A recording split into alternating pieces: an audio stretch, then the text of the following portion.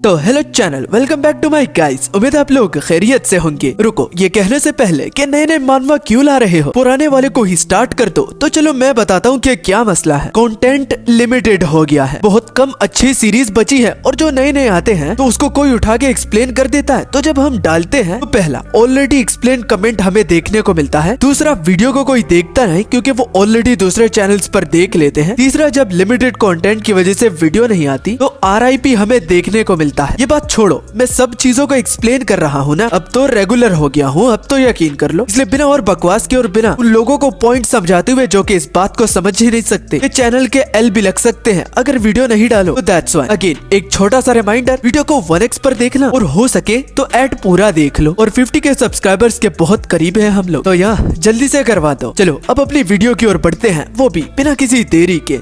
कहानी की शुरुआत एक गार के अंदर से होती है, जहाँ पर हम देखते हैं एक आदमी को जो कि आराम से अपना काम कर रहा था, लेकिन एक लड़की उसे परेशान कर रही थी, जिस पर वो आदमी उसे कहता है, जैसे कि मैंने कहा क्या तुम मुझे अकेला छोड़ सकती हो। लेकिन वो लड़की बात सुनने को तैयार ही नहीं थी, क्योंकि जो वो लड़का चीज बना रहा था तो वो उसको बस चाटती ही जा रही थी और खाते खाते वो कह रही थी ये कैंडी बहुत ज्यादा स्वादिष्ट है। गुस्से में आकर वो लड़का उसके हाथ को दूर करता है, मगर जरूरत से कुछ ज्यादा वो प्रेशर लगाता है तो इससे वो लड़की वो दूर जाके गिरती है। और मालूम हुआ कि वहाँ पर सिर्फ ये दोनों नहीं बल्कि इस तरह के कई और लोग भी शामिल हैं। और वही बंदा जो कि उस कैंडी को बना रहा था, तो ये हमारे स्टोरी का मेन प्रोटैगनिस्ट है, जिसका नाम वैंग है और वो जायपुर टेम्पल का एक सर्वेंट है। हमारा MC उस लड़की को समझाता हुआ, मूर्ख लड़की, ये कोई कैंडी नहीं बल्कि एक मेडिकल पेस्ट है। मगर अजीब बात ये थी कि वो लड़की एकदम पागल थी, बस हंसती ही जा रही थी, जिसे देख MC बोला, इस पर वक्त बर्बाद करना कोई बेवकूफ ही करेगा, क्योंकि यहाँ पर कोई भी आज तक एक दूसरे को समझ ही नहीं पाया। ये नर्क जैसी जगह जहाँ पर कई तरह के लोग हैं, कोई पागल है तो कोई मूर्ख है, कोई लंगड़ा है तो कोई कमीना है और आखिर में कोई तो मॉन्स्टर भी है। ये जगह एक म्यूजियम की तरह है जहाँ पर कई तरह के लोग मौजूद है, बिल्कुल पेंटिंग्स की तरह। मगर एक बात हमारे MC को समझ में नहीं आ रही थी कि आखिर वो यहाँ पर इन लोगों के साथ क्यों रखा गया है। इसी बीच MC को पीछे से आवाज आई, वो पीछे मुड़कर देखा तो वहाँ पर एक बंदा किसी को परेशान कर रहा था और वो बार बार यही बोलते जा रहा था कि मुझे अपने साथ खेलने दो, जस्ट थोड़ी देर के लिए, तुम डिसअपॉइंट नहीं होगी। तो वो एक व्हाइट बालों वाली लड़की थी जिस पर एक ठरकी बुड्ढे ने अटैक कर दिया था। और खेलने से तो आप लोगों को अच्छे से समझ में आ गया होगा, और जो नहीं समझा तो वो जाकर पोगो देखे। बाकी लोग भी मदद करने के बजाय उसको देखकर हंसी रहे थे, जैसे कि ये कोई मनोरंजन हो रहा हो। और वो लड़की बेबस होकर आखिरकार रोने लगी। MC जो कि ये सब कुछ देख रहा था तो उसके मन ही मन में एक ही बात दौड़ रही थी, ये सब कुछ फेक है, ये जस्ट एक इल्यूजन है, सबका सब इल्यूजन ही है। मगर वो बर्दाश्त नहीं कर पाया और देमार जो कि उस चीज से मेडिसिन बना रहा था, सीधा वो उस ठरकी बुड्ढे के सिर पर जाके लगता है और उसको मारते वक्त MC ये बोला ये सब कुछ फैब्रिकेशन है, मतलब कि उसकी सोच से बनी हुई एक दुनिया। मगर वो उसे प्रोटेक्ट क्यों कर रहा है। लड़की को प्रोटेक्ट करने के बाद और उस बंदे को अपने घुटनों पर लाने के बाद वो बंदा बड़ी ही जोर की चीख मारा और वो हमारे MC वैंग को धमकी देता है, मूर्ख बच्चे, क्या तुमको पता नहीं कि मास्टर किस मिजाज के पर्सन है? क्या तुम्हें लगता है तुम ऐसा करके मास्टर के हाथों से बच सकते हो? आज तो तू गया बेटा, वो तुम्हें जिंदा नहीं छोड़ेगा, तुम्हें मार ही डालेगा। जिस पर रिस्पॉन्स में MC बोला, आखिर तुम और तुम्हारा मास्टर खुद को समझते क्या है? वो भी तुम्हारी तरह ही ठरकी होगा या फिर तुमसे भी बदतर। अब ये वाली बात सुनकर वहाँ पर जितने भी लोग थे तो वो बहुत ज्यादा शॉक हो जाते हैं और वो वैंग को यही बात दोहराए जा रहे थे, तुम आखिर ऐसा बोलने की हिम्मत भी कैसे कर सकते हो? ये तो छोड़ो, क्या तुम्हें पता है कि तुम्हारे साथ अब क्या होने वाला है? तो तभी पीछे से एक बंदा आया जो कि ये कहकर, चलो अब मुझे लगता है तुम लोगों की आर्ग्यूमेंट खत्म हो गई होगी और अब मास्टर दो लोगों को देखना चाहते हैं। इसलिए उस बंदे को वहाँ पर बुलाया गया है, जिसमें से पहला डिसाइपल ली और दूसरा हमारा MC वैंग होता है, क्योंकि मास्टर के ऑर्डर से अब उनकी ओर ही जाने वाले हैं, क्योंकि वो उनसे मिलना चाहते हैं। डिसाइपल ली वही लड़की है जिसको MC ने दूर धकेल दिया था और जिस बंदे को वैंग ने मारा था, तो वो अब उसका मजाक उड़ाने लगता है। देखा,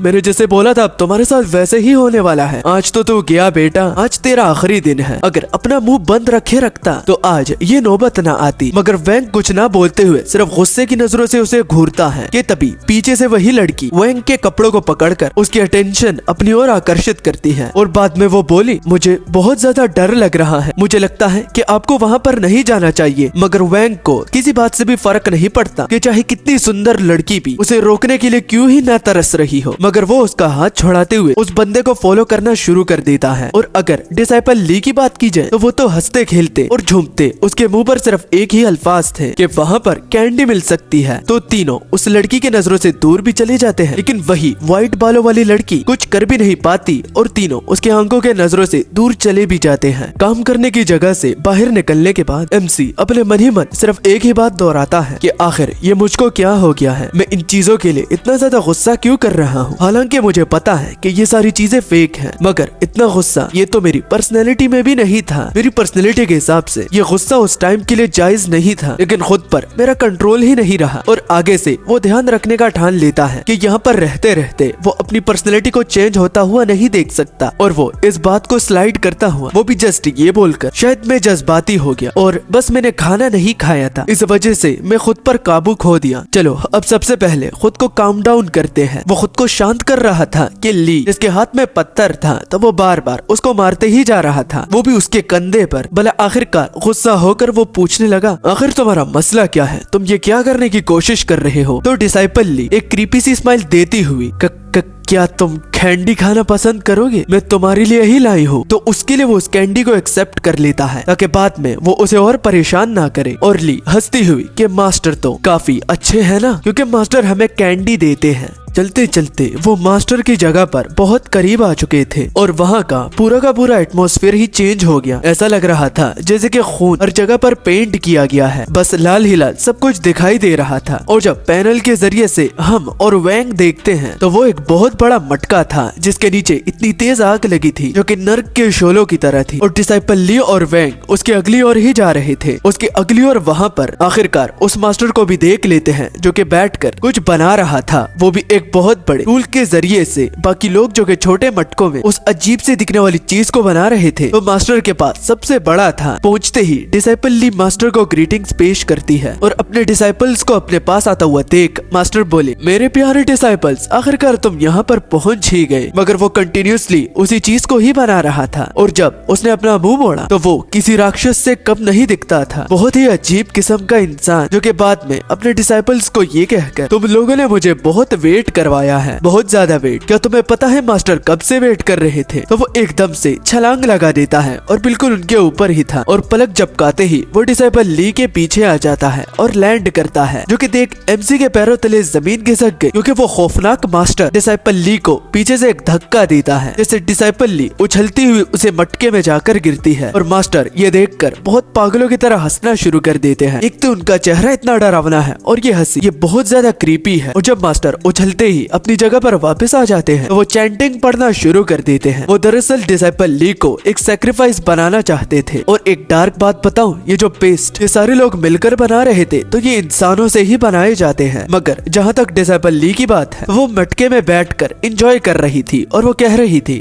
ये तो वही कैंडी सिरप है। और उस बेचारी को कुछ भी पता नहीं था कि उसके साथ आगे क्या होने वाला है। वो तो जस्ट अपने मास्टर को जेनरस बोलती है कि वो इतनी कैंडी सिरप उसके जैसे डिसाइपल को दे रही है। और जैसे ही मास्टर ने कूटना शुरू कर दिया तो डिसाइपल ली की आंखें, हाथ, हड्डियां, पसलियां, उसके ऑर्गन सब पुर्जे हो गए। मगर मास्टर रुकने का नाम ही नहीं ले रहे थे और उनकी चैंटिंग्स और भी तेज हो गई, वो भी जोरों शोर से। और इस सारे मंजर को हमारा MC बस पीछे से विटनेस कर रहा था और ऑब्जर्व भी। लेकिन ऑब्जर्व करते करते इसकी मानो फट रही थी क्योंकि उस पेस्ट का अब तक उसे पता नहीं था कि वो ये लोग क्या बना रहे हैं। बस सिंपली वो तो अपने मास्टर के ऑर्डर्स को ही फॉलो कर रहे थे। और कुछ और लोग जो कि डिसाइपल ली को, जिनको मास्टर ने मसल दिया था, तो वो उसके पेस्ट को उस बड़े से मटके में डालते हैं। ये मंजर देखते ही दोबारा से हम वैंग में एक बदलाव पाते हैं। वो इस सारी चीजों को फेक करके बुला रहा था। अब इससे उसका क्या मतलब है तो ये तो मुझे भी पता नहीं है, लेकिन स्टोरी में आगे पता चल जाएगा। वो जिस महक को सूंघ पा रहा था तो वो उसको भी फेक बोलता है और मास्टर जो कि उस महक को सूंघ रहे थे तो इससे उनको बहुत ज्यादा मजा आ रहा था। और MC जो कि बार बार फेक ही बोलता जा रहा था कि ये पूरा का पूरा एटमॉस्फेयर ही फेक है। तो मास्टर डिसाइपल की बात को सुन लेते हैं, मगर गलत तरीके से। MC फेक बोला रहा था, लेकिन मास्टर को ये सुनाई देता है कि उसका अपना डिसाइपल ही उसे पादने वाला मास्टर बुला रहा था। इतने सीरियस में ये डायलॉग अगर ये खुद तुम लोग पढ़ते ना तो तुम लोगों को काफी मजा आता। गुस्से में आया हुआ वही मास्टर जब मुड़ के देखता है, वो भी इस बात को कंफर्म करवाने के लिए कि जो उसका डिसाइपल बोल रहा है तो क्या वो मन से कह रहा है। तो MC जोर से ये बोलकर कि ये आवाज भी फेक है, तो उसका फोकस मास्टर की बातों पर नहीं था। जो कि देख अब मास्टर को बहुत ज्यादा गुस्सा आया और उसकी मजाल कि एक डिसाइपल मास्टर उससे बात करना चाहता है, लेकिन वो फेक करता जा रहा है। तो वो तो अब मरेगा बिल्कुल पहले वाले डिसाइपल की तरह। मगर वैंग के मुंह पर फेक जारी रहता है, वो रुकता नहीं और पता नहीं कुछ सेकंड्स में वो कितनी बार बोल देता है। और जो ही मास्टर उसे टच करने वाले थे तो मास्टर उसी स्प्लिट सेकंड में रुक जाते हैं और उनको समझ में नहीं आ रही थी कि वैंग आखिर कहाँ चला गया। मानो वैंग उनकी आंखों के सामने गायब हो रहा था, वो भी बार बार फेक कहते हुए और अपनी आंख को बंद रखे हुए। उसने काफी जोर दिया था, लेकिन जब वो अपनी आंखें खोलता है तो वो खुद को एक कम्प्लीटली चेंज जगह पर पाता है। वो एक मॉडर्न जमाना था, लेकिन वो हॉस्पिटल में काफी बुरी स्टेट में था और उसे बांधा भी गया था जैसे कि वो एक टेस्ट सब्जेक्ट हो। मगर इसे भी देख, जो फेक वो बुला रहा था तो अब उसका फेक कहना बंद हो जाता है। बस मशीन की बीपिंग ही उसे सुनाई दे रही थी, जो कि उसके हार्ट बीट को काउंट कर रही थी सेकंड बाय सेकंड। तो अब मानो या ना मानो, लेकिन हमारी ये पूरी स्टोरी एक अलग सा मोड़ ले लेती है। हमें इतना तो पता चल चुका है कि वो एक हॉस्पिटल में है और कोई उसे ली करके बुला रहा था कि ली बेटा,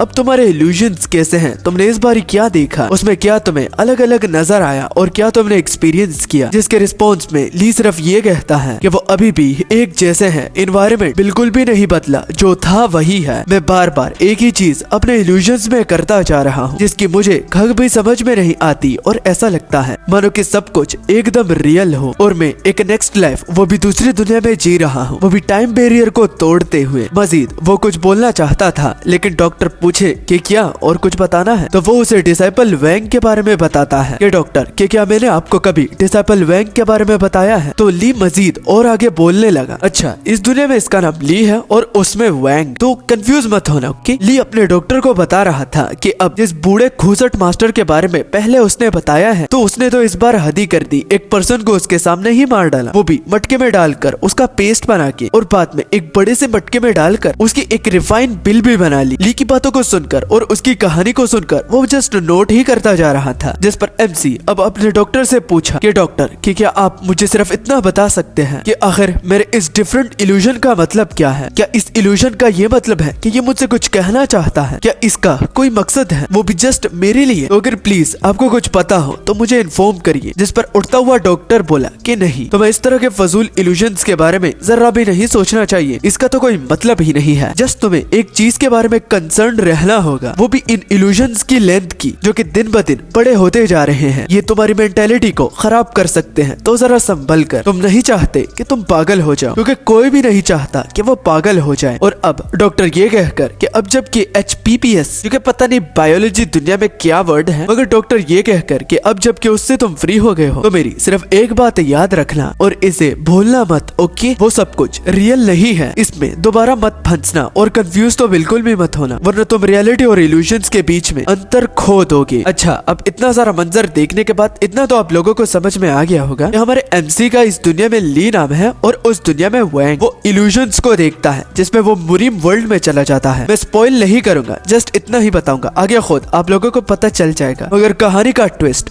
बहुत तगड़ा है। डॉक्टर जैसे ही गेट तक पहुंच गया तो उनको एक बात याद आ जाती है, जिसमें वो वैंग को गाइड करते हैं, ये चाहे कुछ भी हो जाए, तुम इल्यूजन्स जितनी बार भी देखो और जितनी बार भी तुम इल्यूजन्स में कुछ ना कुछ करो, तो जो वहाँ का प्लॉट है तो उसी के हिसाब से चलना, खुद से कुछ मत करना। अच्छा, इस बात को हमेशा याद रखना, फ्लो में बस जैसे स्टोरी चल रही है तो उसको फॉलो करना है, और अगर इसी तरह ही तुम करते रहे तो तुम इस हॉस्पिटल से बहुत ही जल्द डिस्चार्ज हो जाओगे, वो भी एज सून एज पॉसिबल। ये कहकर वहाँ से डॉक्टर चला तो गया, लेकिन एक सुंदर सी लड़की आ जाती है, जो कि आते ही एक खुशखबरी को सुनती है, वो भी ली के डिस्चार्ज होने की। और वो बोली, सुना क्या तुमने सुना डॉक्टर ने क्या कहा? और जब हमारा ली उस लड़की की आवाज की ओर देखता है तो अब हम उस लड़की को पूरा A to Z देखते हैं कि वो कैसी दिखती है। मगर वो लड़की ली को ये बताती है कि डॉक्टर जैसा कह रहे हैं तो बिल्कुल वैसा ही करना होगा, ओबीडियंट रहना, ओके, खुद से कुछ मत करना। तो ये उसकी चाइल्डहुड फ्रेंड है जिसका नाम यांग नीना है। नीना को देखकर मानो ली के होश उड़ जाते हैं और उसके आसपास का एटमॉस्फेयर ही पूरी तरह से चेंज हो गया और इसमें वो उसको ये कहना भूल गया कि वो बैठ भी सकती है। तो उसके परमिशन के बगैर ही वो उस सीट पर बैठ गई और जब वो अपने बालों को सेट कर रही थी तो वो सामने देखती है और सामने देखते ही उसके मुंह से सिर्फ 2 वर्ड्स ही निकले, बहुत भद्दा। क्या तुम्हें दिख रहा है कि तुम कितने भद्दे तरीके से स्माइल कर रहे हो? बाप रे, ठरकी बुड्ढे से कम नहीं लग रहे। तो ली नीना को देखकर बहुत मुस्कुरा रहा था और मानो वो एकदम पूकी बन जाता है और अपनी सारी बीमारियों के बारे में वो भूल गया। मगर नीना उसे हंसते से रोकते हुए, ज्यादा हंसो मत, तुम्हारे लिए कुछ लाई हूँ। तो वो अपने बैग से कुछ किताबें निकालती है। टाटा,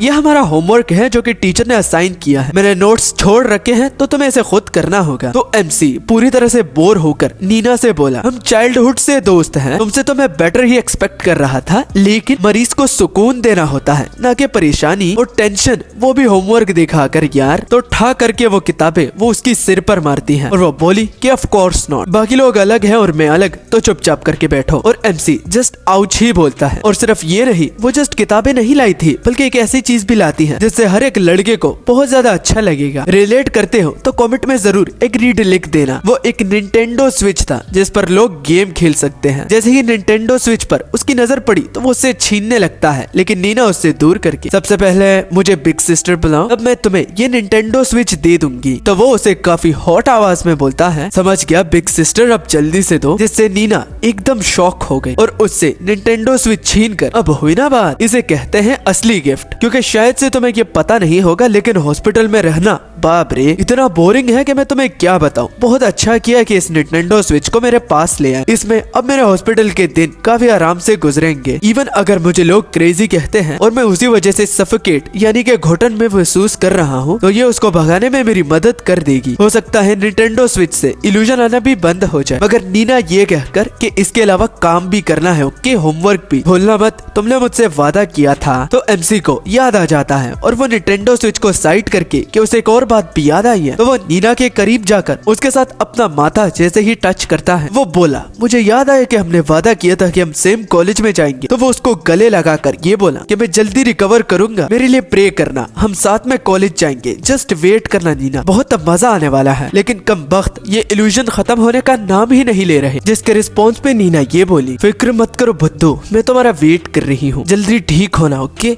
अब बहुत ज्यादा लेट हो रहा था। हमारा एमसी सांजी बनते हुए वन पीस सांजी की बात कर रहा हूँ, ओके ना, कंफ्यूज मत हो जाना। तो वो उससे बोला, नीना बहुत ज्यादा लेट हो रहा है, मैं आपको हॉस्पिटल के गेट तक छोड़ देता हूँ। जिस पर नीना सिंपली ओके बोलते हुए कि हाँ ठीक है, जो तुम्हारी मर्जी हो। तो जैसे ही अपना एमसी स्लीपर्स को पहनता है, चप्पल, ओके ना। कुछ लोग इसको भी सुनकर कंफ्यूज हो जाते हैं यार, खैर तुम लोग भी मेरे भाई हो, इंग्लिश हमें आती नहीं और बड़े आए इंग्लिश मीडियम बनने। तो उसका सर चकराने लगता है और उसे ऐसा लग रहा था जैसे कि वो मुरीम वर्ल्ड उसे बुला रही हो। उसके आसपास वही रेड कलर का एटमॉस्फेयर बन गया था और अब उसका सिर बहुत ज्यादा दर्द करने लगता है, यहाँ तक कि वो उसे आवाज निकालने पर भी मजबूर करता है, जो कि बीमारी के वक्त लोग बेबस होकर निकालते हैं, वो भी दर्द के मारे। और उसे ऐसा लग रहा था कि पीछे एक फेमिलियर चीज उसके पड़ी हुई है और उसे अपनी ओर आकर्षित करने की पूरी कोशिश कर रही है। वो जैसे ही अपने बेड की ओर देखा तो वहाँ पर मुरीम वर्ल्ड का वही मेडिसिन पेस्टल पड़ा हुआ था, जिसमें वो लोग रिफाइन पिल बना रहे थे। ये देखकर तो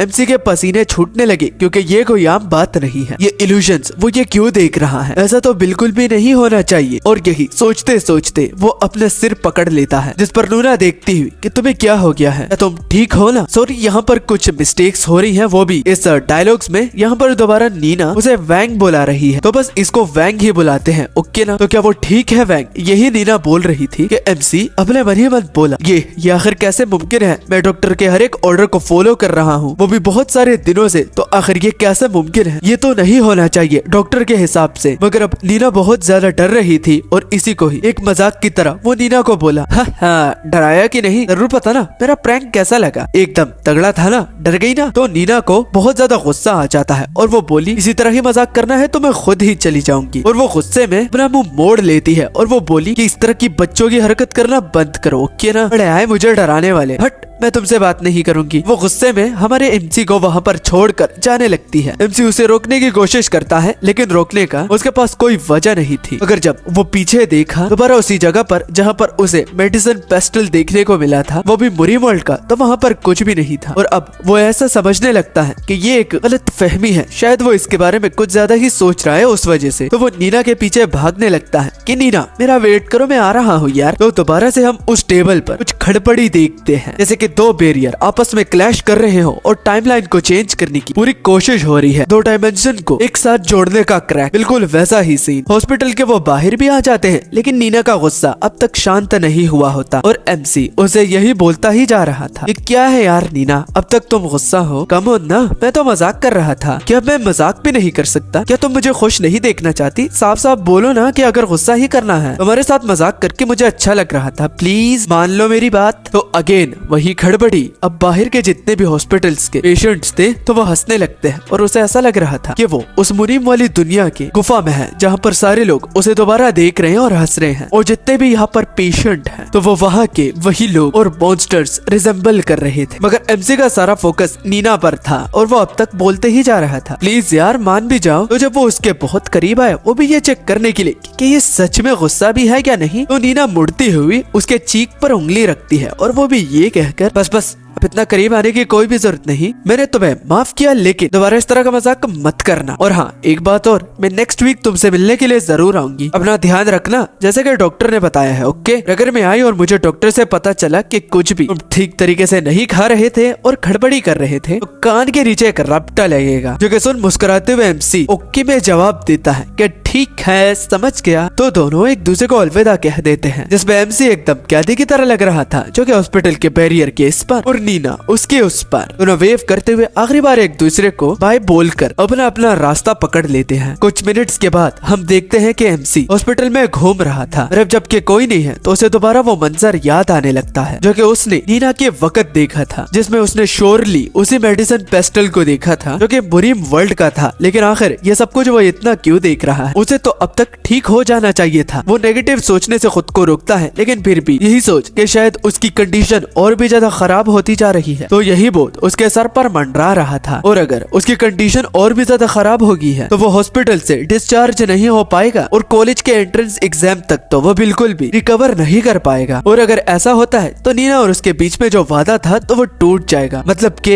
एमसी उसे पूरा नहीं कर पाएगा। वो भी सेम एक यूनिवर्सिटी में नीना के साथ जाना और सेम कॉलेज में दाखिला भी लेना। मगर दोबारा पॉजिटिव सोचते हुए खुद को तसल्ली देते हुए एमसी ये बोला, मुझे ज्यादा फिक्र नहीं करनी चाहिए क्योंकि doctor one of the best है, वो जरूर मेरे केस को जल्द से जल्द ठीक कर देंगे, मुझे विश्वास है। मगर फिर भी ये बातें और ये इल्यूजन्स उसे बहुत ज्यादा तंग कर रहे थे और तंग होते हुए वो अपने दोनों हाथ उठाता हुआ ये कितना ज्यादा एनोइंग है। तो उसे अपनी पॉकेट में कुछ फील होता है जैसे वहाँ पर कुछ था, उसके पॉकेट में कुछ ना कुछ तो है, लेकिन आखिर वो क्या हो सकता है। तो जैसे ही उसने अपने पॉकेट से वही चीज निकाली तो बाप रे, ये वही मुरीम वर्ल्ड की कैंडी थी, वो भी ह्यूमन कैंडी जो कि डिसाइपल ली ने मास्टर से मिलते वक्त उसे दे दी थी और एमसी ने उसे एक्सेप्ट कर लिया था। ये देख एमसी के तोते उड़ गए और वो बोला, माँ की आंख, ये कैंडी सिर्फ ये तो उस सीनियर ने उसे दी थी, लेकिन ये यहाँ पर क्या कर रही है? क्या हेलुसिनेशन से जो भी चीज मैं अपने साथ लेकर आता हूँ और एक्सेप्ट करता हूँ तो वो रियल वर्ल्ड में मेरे साथ ही होगी, हेलुसिनेशन रियलिटी में बदल जाएगी। तो वो उस ह्यूमन सिरप को छकने भी लगता है जो कि वाकई में बहुत ज्यादा स्वीट थी, मगर वो बहुत ज्यादा डर जाता है और वो बोला कि अपूजा डॉक्टर को ये बात जल्द से जल्द बता देनी चाहिए कि वो हेलुसिनेशन वाली चीजों को रियलिटी में भी ला सकता है। लेकिन एक मिनट, वो खुद को रोक कर कि अगर ये सब कुछ सच है तो ऐसी बहुत सारी ऐसी चीजें हैं जिसको वो उस मुरीम वर्ल्ड यानी कि अपने हेलुसिनेशन की दुनिया से रियलिटी में ला सकता है। बहुत चीजें। एमसी इसको अपनी अपॉर्चुनिटी समझने लगता है और बाप रे, जो ये पैनल है ना, ये किसी विलन से कम नहीं लग रहा, एक एंटी हीरो। जिसके बाद सीन दोबारा उसके इल्यूजन्स पर जाता है। इल्यूजन में वो अपने मुरीम वर्ल्ड में दोबारा आ गया और अपने काम करने वाली जगह पर अब वो सारे लोगों से पूछने लगा, ओए दोस्तों, मेरे भाइयों, क्या तुम लोगों के पास किसी टाइप की मनी होगी, पैसा पैसे की बात कर रहा हूँ। क्या तुम लोग समझ नहीं रहे हो कि आखिर पैसा क्या होता है? चलो ये नहीं, गोल्ड, सिल्वर, जेड, क्या ये भी तुम लोगों के पास नहीं है क्या? क्या यहाँ पर खर्च करने के लिए कोई भी चीज नहीं है क्या? मुझे थोड़ी देर के लिए इस चीज को बोरो करने दो, मैं तुम्हें वापस लौटा दूंगा। मुझे जस्ट कुछ चेक करना है। मगर जितने भी लोग थे तो वो तो एकदम पागल थे और उन्हें समझ में नहीं आ रहा था कि आखिर ये वैंग क्या बोलते जा रहा है, ये क्या बक रहा है। आखिरकार थक हार कर एमसी अपने मन ही मन बोला, रहने दो, इन मूर्खों के पास क्या ही होगा, इन लोगों के पास दिमाग ही नहीं है तो पैसा क्या होगा। वैसे भी इन ड्रग एडिक्ट्स के पास पैसा कहाँ से होगा, ये तो सारा उड़ाते ही रहते हैं। कि तभी पीछे से वही लड़की ब्रदर वैंग पुकारती है कि ब्रदर वैंग, मैं आपको कुछ बताना चाहती हूँ कि आप मेरे साथ थोड़े सेकंड के लिए आ सकते हैं। मुझे लगता है कि जो आप मांग रहे हैं तो शायद उससे भी मैं आपको एक बढ़ के चीज दूं। और वो काफी क्यूटली वैंग के बाजू को भी खींच रही थी। और अब वो जब थोड़ा सा दूर चले गए, अब एमसी बोला कि हाँ, अब बोलो तुम मुझे क्या दिखाना चाहती हो और कौन सी ऐसी चीज है जो कि मेरी बताई हुई चीजों से बढ़कर हो सकती है, वो भी तुम्हारे पर्सपेक्टिव से। तो वो अपने पैर से काड़ा बाहर निकालती है, जिसको वो ये कहकर कि ये शायद आपकी उस बताई हुई चीजों से ज्यादा कीमती होगा ना, और अगर नहीं है तो आपको जो चीज चाहिए तो वो शायद मेरे पास है और यही है। उम्मीद है मैं आपकी हेल्प कर पाई होगी। उस काड़े को तो एमसी ले लेता है, मगर वो बहुत ज्यादा थिन था, यानी कि पतला था, मगर वो काफी ज्यादा भारी भी है। मगर फिर भी ये सोना ही है, चाहे वो जिस एंगल से भी देखे। और जब वो व्हाइट बालों वाली लड़की बोली क्या ये ठीक है भी या नहीं, तो सिंपली एमसी उसे अपने जेब में डालता हुआ कि ये बहुत अच्छा है, यकीन करो या ना करो लेकिन बहुत अच्छा, इससे बहुत काम हो जाएगा मेरा। इसको मैं थोड़ी देर के लिए बोरो कर रहा हूँ और बाद में जब मैं इससे अपना काम ले लूंगा तो मैं तुमको ये लौटा भी दूंगा, मेरा वादा है, ओके ना। और इसके बदले वो उस लड़के को एक कैंडी कैन दे देता है जो कि बहुत ज्यादा अच्छा है और ये खाया भी जा सकता है। जिस पर वो व्हाइट बालों वाली लड़की एमसी को थैंक यू बोलती है कि ब्रदर वैंग, आपका बहुत बहुत बहुत शुक्रिया। बाकी के लोग भी उन दोनों की ओर देख रहे थे, मगर उनको बहुत ज्यादा डिसअपॉइंटमेंट हो रही थी और वो कहने लगे, मुझे लगा था कि कुछ बढ़िया होने वाला है, तौबा तौबा, पूरा मूड ही खराब कर दिया। और बाकी लोग भी कहते हैं हाँ, इसमें बिल्कुल भी मजा नहीं आ रहा। तो आप लोग समझ ही गए होंगे कि यहाँ पर ये किस मजे की बात कर रहे हैं। अगेन, जिसको समझ में नहीं आ रहा तो वो जाके पोगो देख लो। मगर तभी पीछे से एक ऐसी आवाज सुन जो कि उनकी आंखों को बाहर निकालने पर मजबूर कर देती है। तो वो वहाँ का एक सीनियर डिसाइपल था जो कि बोला, तुम लोग यहाँ पर क्या कर रही हो? क्या तुम लोगों को कोई काम नहीं है? यहाँ पर टाइम ही वेस्ट करना है तो तुम लोगों को कहीं तरह से भी इस्तेमाल किया जा सकता है। बोलो अब काम करना भी है या नहीं? तो सारे जल्दी जल्दी एक दूसरे को चा जल्दी से जा, वरना पकड़े जाएंगे। तो वो इसको एक इनर डिसाइपल बुलाते हैं। जैसे वो बहुत ज्यादा डर के भाग रहे थे और इनर डिसाइपल ब्रदर वैंग की ओर देखकर कि ओ जूनियर ब्रदर वैंग, तो उसको बहुत ज्यादा डिसअपॉइंटमेंट हो रही थी। और इनर डिसाइपल को वो भी इस वजह से कि वो अपने मास्टर के पिल के इंग्रेडिएंट में नहीं शामिल हुआ, जैसे कि डिसाइपल ली के साथ हुआ था। वो मरा नहीं, तो इसलिए इनर डिसाइपल को बहुत ज्यादा डिसअपॉइंटमेंट हो रही थी। मगर एमसी इतने सारी बातों को सुनने के बावजूद भी जस्ट गुस्से की नजरों से उसे घूरता ही जा रहा था। और अब हमें एमसी से पता चलता है कि अगर वो शायद गलत ना हो तो इस बंदे का नाम युआन यांग है। मगर युआन हमारे एमसी को ये बोलकर, चलो तुम बिल तो नहीं बने, लेकिन तुम बिल बनाने में मदद कर सकते हो तो जल्दी से काम पे लग जाओ, वरना यहीं पर ही मौत के घाट उतार दूंगा। अगर तुम उनके मेडिसिन में काम नहीं आए तो खैर, अगर मैं तुम्हारी शिकायत करूंगा। अगर तुम ठीक तरीके से काम नहीं करते हो तो वो तुम्हारी चमड़ी को ही उधेड़ देंगे। उसकी बातों से ज्यादा उसके जेट जो कि उसके पास था, तो उस पर हमारे एमसी की नजर थी। उस जेट पेंडेंट की ओर देखकर वो समझ तो गया कि ये एक एंटीक है। और अब वो स्माइल करने भी लगा और वो बोलता है, वो जेट पेंडेंट बहुत ज्यादा मस्त लग रहा है और वो बाद में ये कहकर, वो मेरा ही होगा, मेरा, और इसको कोई भी नहीं छीनेगा। तो इसी में ही 3 बज जाते हैं युआन यांग के घर के बाहर। मगर उसके घर से बाहर युआन नहीं बल्कि हमारा एमसी निकलता है, जो कि ये कहकर, डैम, मुझे लगा नहीं था कि ये चीजें इतनी स्मूथली जाएगी। शुक्र है युआन अपने केव में नहीं था, इसलिए जो मैं करने के लिए आया था तो वो एकदम स्मूथली गया। तो वो उस जेट को कम्प्लीटली चुरा चुका था और ये कहकर कि अगर मैं इसको बाहर ले जाऊं और बेचूं तो क्या ये मेरे पास रियलिटी में आ भी जाएगा या नहीं। चलो देखते हैं, किस्मत आजमाते हैं। हो सकता है इस एंटीक को मैं बाहर ले जाकर बेच भी दूं, वो भी अच्छे और बड़े दाम में। मगर एमसी इतना बुरा भी नहीं होता। अगर वो ये चोरी कर रहा तो वो नीना के लिए है, क्योंकि नीना की ट्यूशन फीस जो है वो भी उसकी कॉलेज ट्यूशन फीस, तो वो उसको भरने में मदद कर सकती है। और वो झूमते गाते हुए जब वापस जा रहा था तो वो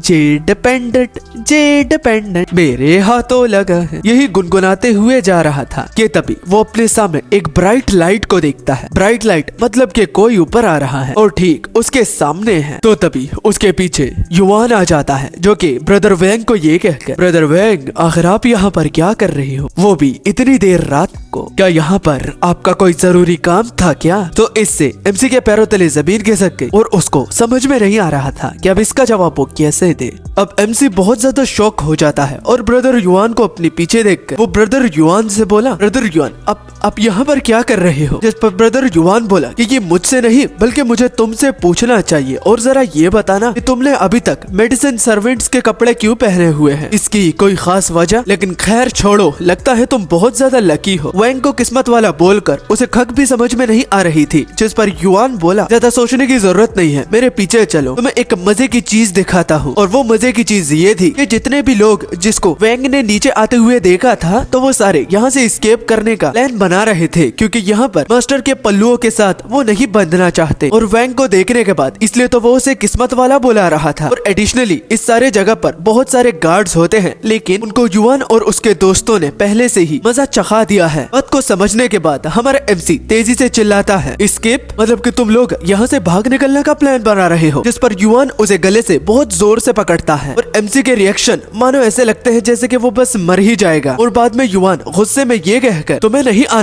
तो तुम यहीं पर ही सड़ो, हम यहाँ पर उस क्रेजी बुड्ढे के साथ तो जरा भी एक मिनट भी नहीं रहना चाहते। और वैसे भी हर एक इंसान के अपने अपने पर्सपेक्टिव होते हैं, तो अगर तुम्हें यहीं पर ही सड़ कर मरना है तो हम तुम्हें छोड़ देंगे, लेकिन हम तुम पर यकीन भी नहीं कर सकते, क्योंकि क्या पता कि तुम यहाँ से नहीं निकलना चाहते और साथ में हम लोगों को भी तुम अपने साथ ले डूबो। अब यहाँ पर मामला बहुत ज्यादा बिगड़ चुका था और एमसी अपने मन ही मन ये बोला, वो भी इस सारे सिनेरियो को देखने के बाद, कि अब की बार का ये प्लॉट ट्विस्ट ये तो बहुत ज्यादा चेंज है, क्या मुझे इसे फॉलो करना चाहिए? मगर खैर वो कभी भी दोबारा हॉस्पिटल में जा सकता है, वो भी जस्ट इन हेलुसिनेशन वाले एनपीसीज को छोड़कर, क्योंकि मैं इनके साथ एक बड़ा खतरा मोल नहीं लेना चाहता जिसके रिजल्ट में ये लोग मर भी सकते हैं। मैं तो गया बेटा, तुम लोगों को जो भी करना है तो करो, मुझे बीच में मत घसीटो। और ये कहकर वो दोबारा अपनी आंखों को बंद कर देता है और अपने हेलुसिनेशन वाले मुरीम वर्ल्ड से वो बाहर आ जाता है, वो भी दोबारा अपने रियल वर्ल्ड में, जो कि हॉस्पिटल में उसको बांधा गया था। मगर यहाँ की सिचुएशन भी कुछ अलग नहीं है, वहाँ पर वो कैद है लेकिन यहाँ पर भी वो आजाद नहीं है, यहाँ पर भी लोगों ने इसे बांधा हुआ है। वो नर्स को बुलाना चाहता है लेकिन इस आवर में तो नर्स सो गई होगी, और अगर वो शोर करेगा तो बाकी भी इसकी आवाज को सुनकर उठ जाएंगे और वो उन्हें डिस्टर्ब कर देगा। मगर वो जेड पेंडेंट को चेक करना चाहता है, वो भी कंफर्मेशन के लिए कि जो वो चीजें वहाँ से लाता है तो क्या वो रियलिटी में बदल जाएगी। मगर ये चेक करने के लिए उसके हाथ बंधे हुए थे, इस वजह से वो वेट करने का ठान लेता है कि वो थोड़ी देर बाद जब सब लोग उठ जाएंगे तो तब जेड पेंडेंट को वो देख लेगा कि वो क्या रियलिटी में आ चुका है या नहीं। मगर अभी इस तरह यहाँ पर एक जगह पर बंधे हुए में उसे बहुत ज्यादा बोरियत हो रही थी। इससे तो अच्छा वो अपने मुरीम वर्ल्ड के उस प्लॉट ट्विस्ट में चला जाए जहाँ पर कुछ ना कुछ तो उसे देखने को तो मिलेगा। और जैसे ही वो ये कहता है तो वो अपनी आंखों को दोबारा बंद कर देता है और अगेन वो अपने मुरीम वर्ल्ड के दुनिया में आ जाता है। वहाँ पर आने के बाद वैंग को पता चलता है कि जितने भी लोग वहाँ पर मौजूद थे तो वो वहाँ पर नहीं थे, मतलब कि वो वहाँ से भाग निकल चुके हैं। मगर खैर चाहे कुछ भी हो, लेकिन इसके बनाए हुए हेलुसिनेशन वो कभी भी उसे हर्ट नहीं कर सकते, तो ये चीज उसे कॉन्फिडेंट बनाती है कि वो यहाँ पर अपनी मनमानी कर सकता है। लोगों की तरह उसे यहाँ से भाग निकलने के लिए कोई प्लान नहीं चाहिए। और अगले ही पल हम देखते हैं कि सुबह हो गई है। एक गार्ड के चिल्लाता हुआ आता है और कहता है कि सब लोग जल्दी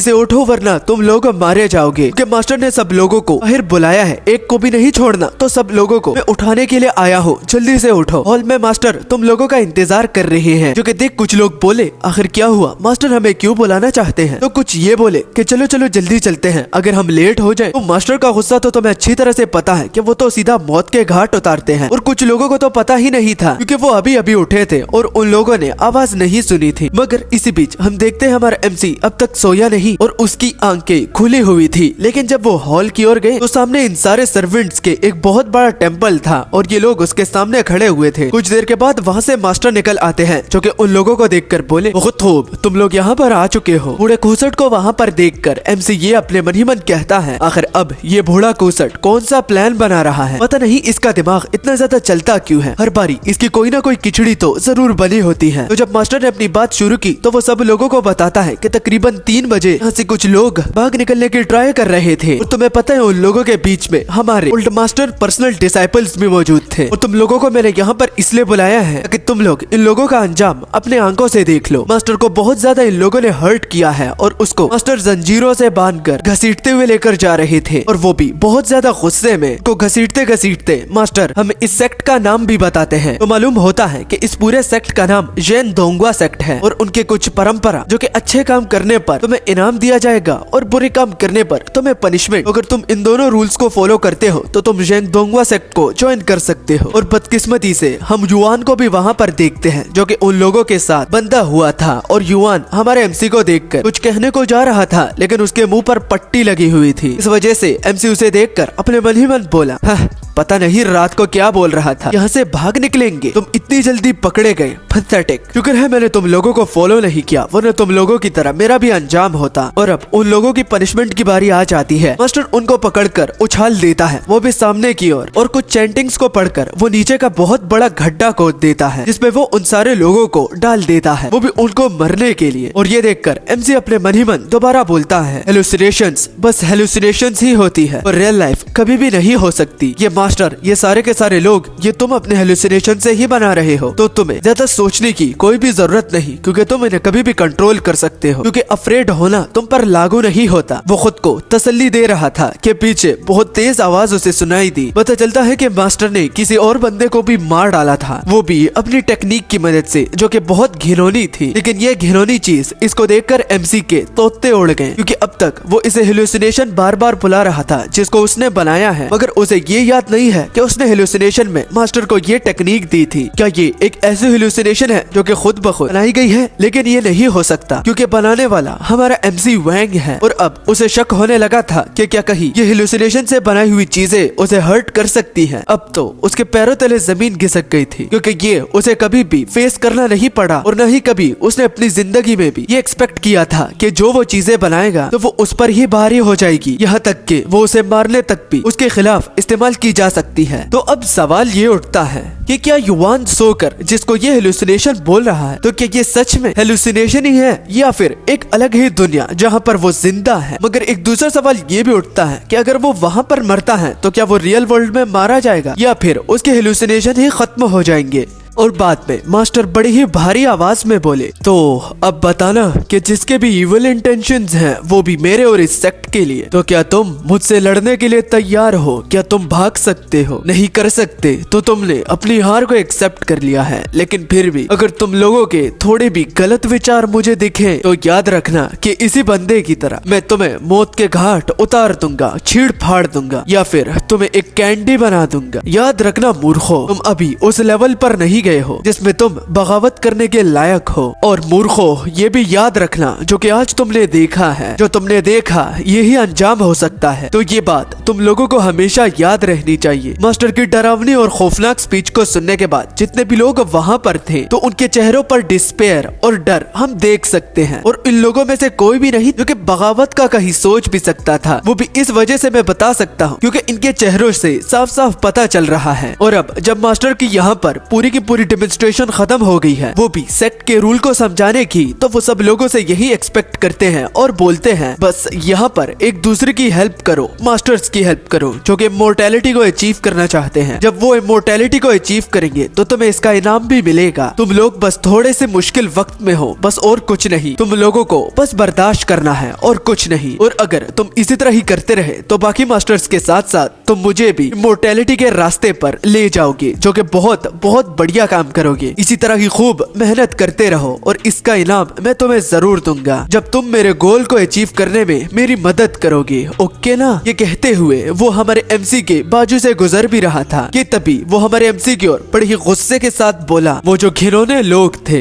जो कि आधी रात को यहाँ से निकलने का प्लान बना रहे थे तो उन्होंने तुमको भी इनवाइट किया था, है ना? मगर मुझे ये बताओ कि तुम उन घिनौने लोगों के साथ गए क्यों नहीं? क्या कोई स्पेशल रीजन है? क्या तुम्हें ये जगह ज्यादा प्यारी है? मुझे बताओ डिसाइपल, तुम आखिर क्यों नहीं गए? तुम्हारे ये मास्टर उस एक्ट को लेकर बहुत ज्यादा क्यूरियस है, जल्दी बताना। एमसी का मुंह बंद होता है क्योंकि उसे अभी भी लग रहा था कि ये जस्ट एक इल्यूजन है, लेकिन अब तक उसे कोई रियलिटी चेक मिला नहीं तो उस वजह से, वरना हमें तो पता है वो अपने मन ही मन मास्टर को इल्यूजन बुला रहा था कि देखो तुम चाहे जितने भी खौफनाक डरावने ही क्यों ना हो, लेकिन तुम जस्ट एक मेरे बनाए हुए इल्यूजन ही हो। तुम और तुम्हारी ये बाकी चीजें, ये सब का सब इल्यूजन ही है, याद रखना। तुम जस्ट मेरी सोच सोच के एक बनाए हुए पुतले हो, जस्ट एक फ्रेगमेंट, वो भी मेरे इमेजिनेशन का। इसलिए मैं तुमसे डरता नहीं, और मैं डरूं क्यों? आखिर मैंने किया क्या है? मैंने ही तुम्हें बनाया है, मुझे डरने की कोई भी जरूरत नहीं। वो कुछ भी जवाब नहीं देता, लेकिन मास्टर उसके सिर पर हाथ रखकर बोले, बहुत अच्छे, तुमने बहुत अच्छा काम किया है बच्चे। ये मास्टर बहुत फख्र कर रहे हैं, और जाते जाते वो वैंग को टैलेंटेड भी बोलते हैं कि बच्चे तुम बहुत ज्यादा टैलेंटेड हो। और इनाम के तौर पर मास्टर जो थे वो वैंग को ये कहते हैं कि जाने से पहले तुम्हें एक काम भी सौंपना चाहता हूँ। तुम अब एक वर्कर नहीं हो, बल्कि एक बाकी मास्टर में से एक मास्टर जिनका काम सप्लाईज रूम को मैनेज करना होता है। तो तुम उसके अब एक ऑफिशियल डिसाइपल बन चुके हो, यही तुम्हारा इनाम है। Official disciple managing the supply room का सुनकर तो एमसी समझ गया कि उसे एक तरह की प्रमोशन मिली है, जो कि इस काम से तो बहुत ज्यादा बेटर है। बस चीजों को संभालना है और उनकी देखभाल करनी है। मगर ये इनाम उसे इसलिए दिया जा रहा है क्योंकि बहुत सारे लोग मर चुके हैं। ये बिल्कुल भी सच नहीं कि मास्टर ने उसकी इस ब्रेवरी के लिए उसे इनाम दिया, बल्कि लोग कम पड़ रहे हैं क्योंकि मास्टर ने उनको मौत के घाट उतार दिया और अब हेल्प करने के लिए कोई भी नहीं बचा। इस वजह से जस्ट मेरी किस्मत अच्छी है कि मुझे ये काम मिल रहा है। मगर मास्टर को रास्ते में एक और बात भी याद आ जाती है, जो कि वैंग को बोला कि अब मैं ये भी तो नहीं कर सकता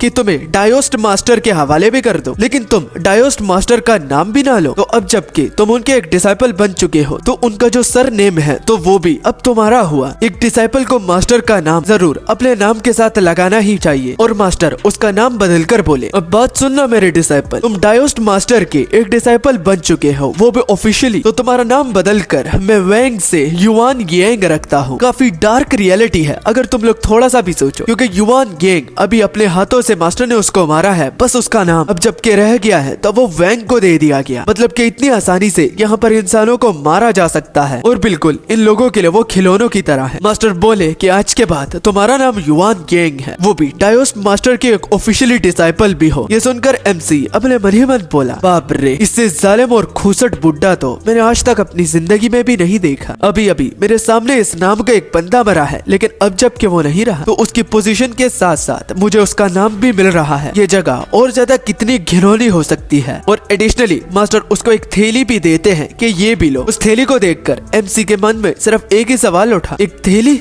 इसमें कुछ चीजें हैं, लेकिन आखिर वो क्या है? वो इसी चीज को ही क्यूरियस था कि मास्टर उसे एक्सप्लेन करके बताते हैं कि इसके अंदर 5 पिल्स हैं, जो कि इमोर्टैलिटी के एलिक्सर हैं, जिनको डायोस मास्टर ने खुद पर्सनली रिफाइन किया है। ये तुम्हें झट से तो इमोर्टैलिटी के रास्ते पर नहीं लेकर जा सकता, लेकिन अगर तुम एक पिल खाओगे तो तुम्हारी लाइफ लाइन 10 सालों के लिए और भी बढ़ जाएगी। मतलब कि फॉर एग्जाम्पल, अगर वैंग कल को मरने वाला है और उसके साथ एक ही दिन है, तो अगर वो इस पिल को खा लेता है तो 10 सालों तक वो और भी जी पाएगा। मगर ये सिर्फ जीने का नहीं, बल्कि स्ट्रेंथ को भी इंक्रीज करने का भी काम करता है, जो कि तुम्हारी लाइफ को भी बचाने में मदद आएगा, वो भी मुश्किल समयों में। और उसको इनाम देकर अब बाकी लोगों को वो हमारे मास्टर कहते हैं कि देखा कि इस सेक्ट में जैसे रूल्स है तो वैसे ही तुम्हें ट्रीट किया जाएगा। अच्छे काम के बदले इनाम और बुरे काम के बदले पनिशमेंट। हमारा नया युआन येंग, इसने अच्छा काम किया था तो इसको 5 पिल मिल रहे हैं। मतलब कि अगर ये खाता है तो स्ट्रेंथ के साथ साथ ये 50 सालों तक और भी जी पाएगा। तो इसलिए ये सिर्फ इसने युआन येंग के लिए नहीं, बल्कि जितने भी तुम लोग यहाँ पर इस सारी चीजों को विटनेस कर रहे हो, तो अगर अच्छा काम करते हो तो तुम्हें भी अच्छे से अच्छा इनाम दिया जाएगा। और हो सके तो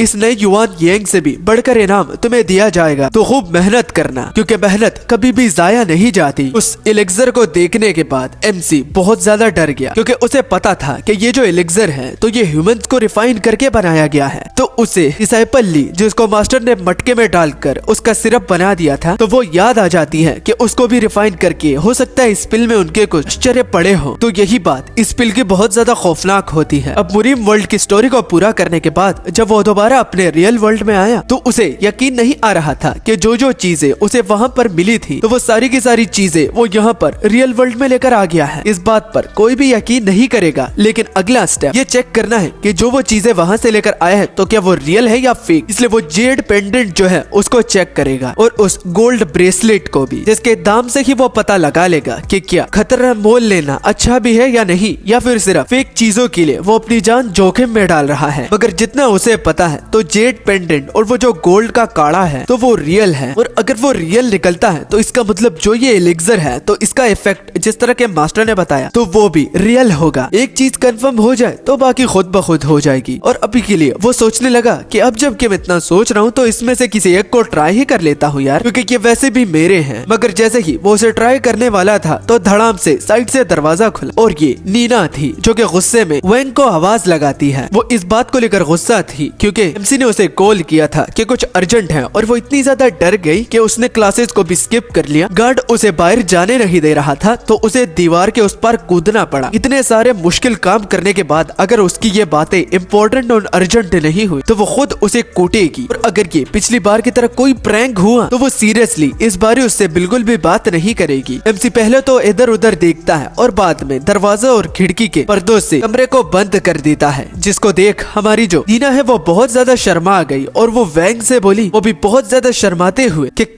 कर्टन्स और दरवाजे को बंद करने से कुछ भी नहीं होगा क्योंकि यहाँ पर एक कैमरा लगा हुआ है, तुम क्या करने की सोच रहे हो और वो हमको सुन भी सकते हैं, नर्स अभी भी हमको सुन रही होगी। वो एकदम टमाटर की तरह लाल हो गई थी और जो वो बोली कि नर्स उन्हें देख रही है तो वो स्पीकर के थ्रू हंस रही थी, जिस पर नर्स उन्हें चिढ़ाती हुई कि चलो अब तुम्हें हम नहीं सुन सकते यार, जो करना है जल्दी जल्दी करो। वो नीना के सामने शायद उस जेड पेंडेंट को ले जाता है मगर नर्स को बोलकर कि हमें परेशान करना बंद कर दीजिए, क्या आपको प्राइवेसी का पता नहीं कि पर्सनल प्राइवेसी क्या होती है? हम पर अटेंशन देने से अच्छा आप अपने काम पर दे जिसमें आप सबसे पीछे जा रही हैं। तो वो जेड पेंडेंट ही था जिसे देख नीना बोली कि ये आखिर क्या है, जिसके रिस्पॉन्स में एमसी बोला कुछ भी मत बोलना, बस अपना कान इधर लाओ और जो मैं बता रहा हूँ तो रिएक्ट मत करना, जस्ट सुनना। तो वो सारी बातें नीना को बता देता है और जब कुछ दिनों के बाद सीन आता है तो एमसी अपने मन ही मन बोला कि इवन उसके पेरेंट्स जो है वो उस पर विश्वास नहीं कर रहे। उन सब लोगों को लगता है कि वो क्रेजी है मगर सिर्फ नीना ही मेरी एक ओनली सेवियर है जो कि मेरी बात पर यकीन करेगी और वही है जो कि मुझ जैसे पागल बंदे की भी बात सुनने को तैयार है। और वो उम्मीद लगाता है कि नीना उसकी बात को जरूर सुनेगी भी और उस पर यकीन भी करेगी। इतनी एक्सपेक्टेशन एमसी को अपने नीना से थी। जिसके बाद हम देखते हैं उसी स्पीकर को जिससे वही नर्स दोबारा हमारे मेन प्रोटैगनिस्ट को बोल रही थी कि उसकी गर्लफ्रेंड उससे मिलने के लिए दोबारा आई है, जिस पर वैंग बहुत ज्यादा खुश हुआ और मालूम होता है कि वो उसी का ही इंतजार कर रहा था और गर्लफ्रेंड से नर्स का मतलब नीना ही थी। वो मुस्कुराते हुए जैसे ही दरवाजा खोलता है और बाहर जाता है तो हम पैनल में देखते हैं 3 गार्ड्स को जो कि वैंग की ओर ही बढ़ रहे थे और ऐसा लग रहा था कि वो वैंग से ही मिलने के लिए ही जा रहे हैं, मगर वो इतनी तेजी से वैंग के सामने से गुजर जाते हैं जैसे कि कोई हवा का झोंका। अब उस गार्ड का नाम जाओ होता है, जिससे वैंग पूछा कि मास्टर जाओ यहाँ पर ये क्या हो रहा है, क्या कुछ हुआ है क्या? क्योंकि देखने से लग रहा है कि कुछ इमरजेंसी है इसलिए आप इतनी तेजी से जा रहे हो। जिस पर जाओ वैंग को देखकर बोले हाँ एक इमरजेंसी तो है, इसलिए मैं चाहता हूँ कि अपने डोर को तुम जितनी जल्दी हो सके तो बंद करो और बाहर तो बिल्कुल भी कैजुअली मत आना जब तक ये मामला थम ना जाए। वो बड़ी ही सीरियस अंदाज में बोला, वो भी टोपी को पकड़ते हुए, मगर बाद में ये कहकर कि अगर तुम ओल्ड लियो को अगर देख लेते हो तो बिना टाइम को वेस्ट किए मुझे इमीडिएटली बता देना, रिपोर्ट कर देना, ओके? अच्छा तो जो इमरजेंसी थी तो वो एक ओल्ड लियो नामी एक बंदा था जो कि हॉस्पिटल में यहाँ वहाँ छिप रहा है, वो भी इन गार्ड से, और उसके पास एक अजीब तरह की मेडिसिन है जिसको वो यहाँ वहाँ गार्ड से चिपकर लोगों को दे रहा है। इसी चीज को लेकर वो उस ओल्ड लियो को पकड़ना चाहते हैं और अब जबकि उसने वैंग को भी बता दिया कि अगर वो ओल्ड लियो को देख लेता है तो उसका काम बनता है कि वो फौरन इस बात की रिपोर्ट उस तक पहुँचाए। इसके लिए एमसी बिना झिझकते हुए ओके बोल देता है कि ठीक है वो समझ गया। ये ओल्ड मैन लियो कौन है? तो हमारे वैंग से पता चला कि ये एक ऐसा पेशेंट है जिसको क्रिटिकल कार्ड वार्ड में रखा जाता है, मगर वो वहाँ से बाहर कैसे निकला? क्योंकि उस जगह के बारे में वैंग से पता चलता है कि वो इतनी खतरनाक है कि वहाँ से निकलना एकदम इम्पॉसिबल है, जंजीरों से बांधा जाता है, फरार होने का कोई चांस भी नहीं बनता, तो ये आखिर कैसे मुमकिन है? मगर खैर वो इस बात पर ज्यादा गौर नहीं करेगा क्योंकि ये उसका काम नहीं है, क्योंकि उसका मोस्ट इम्पोर्टेंट काम नीना से मिलना है। वैंग हॉस्पिटल के बाहर आ जाता है और नीना से बैक एली में बात कर रहा था जिसमें जितने चीजें वो अपने इल्यूजन वाले वर्ल्ड से नीना के लिए लेकर आया था तो वो सारी चीजें नीना को दे दी थी ताकि वो इसका पता लगाए कि क्या वो रियल है भी या नहीं। जिसके जवाब में अब नीना बोली कि जो चीजें वैंग ने दी थी और जैसा उसने बताया था वो भी उस जेड पेंडेंट और उस गोल्ड ब्रेसलेट के लिए जो कि एमसी से ही उसे मिला था। वो जेड पेंडेंट दरअसल एक ऑथेंटिक एंटीक है और अगर उसकी वैल्यू की बात की जाए तो 4 लाख वॉन है, मतलब कि अमेरिकन डॉलर्स में कुछ $55,000 इतने दाम में वो बिक सकता है। ये बात सुनकर एमसी अपने सिर को पकड़कर बोला, तो मैं ठीक था, मुझे पता था कि मुझ में कोई गड़बड़ नहीं है, लेकिन लोग मुझे ही दोष देते आ रहे थे। खैर ये जानकर काफी अच्छा लगा कि मैं पागल नहीं हूँ। एमसी की उसी क्रीपी साइड को दोबारा देखते हैं जो कि एकदम पागलों की तरह वो एक्ट करता है। वो नीना को जब उठाता है वो भी इस खुशी में कि वो पागल नहीं, तो हम देखते हैं कि नीना उसी व्हाइट बालों वाली लड़की में ट्रांसफॉर्म हो जाती है जो कि सिर्फ वैंग ही देख पा रहा है, या फिर वो नोटिस ही नहीं कर पाता, वो भी उसे उठाते भागते वक्त। मगर मैं तुम लोगों से सवाल करता हूँ, क्या नीना वही व्हाइट बालों वाली लड़की हो सकती है? कमेंट में जरूर बताना। और अब ये कंफर्म करवाने के बाद MC नीना से रास्ते में बोलता है कि मेरी ये जो एबिलिटी है बड़ी ही कमाल की है, और वो अब चाहता है कि वो जल्द से जल्द ठीक ही ना हो। ये इल्यूजन जो उसे देखने को मिल रहे हैं, वो चाहता है कि वो बाहर ही ना निकले इनसे। और वो हंसते हुए नीना से बोलता है, नीना क्या आप रेडी हैं एक यंग रिच इन्फ्लुएंसर बनने के लिए? जिस पर नीना उसे पंच देती हुई कि क्या लिटिल रिच की बात कर रहे हो बुद्धू कहीं के, बकवास करना बंद करो। जिसके रिस्पॉन्स में हमारा MC सिर्फ आउच ही बोलता है। मगर एक लंबी सी सांस लेती हुई नीना ये भी बोली कि उसको वैंग का पैसा नहीं चाहिए, पैसे से ज्यादा उसे वैंग की हेल्थ की फिक्र हो रही है कि इस तरह की एबिलिटी उसकी हेल्थ पर बहुत ज्यादा असर डाल सकती है। और वो वैंग से बोली कि मुझसे वादा करो कि तुम इसे ट्रीट करना नहीं छोड़ोगे, वो भी सिर्फ पैसों के लालच के लिए, और अपने मेडिसिन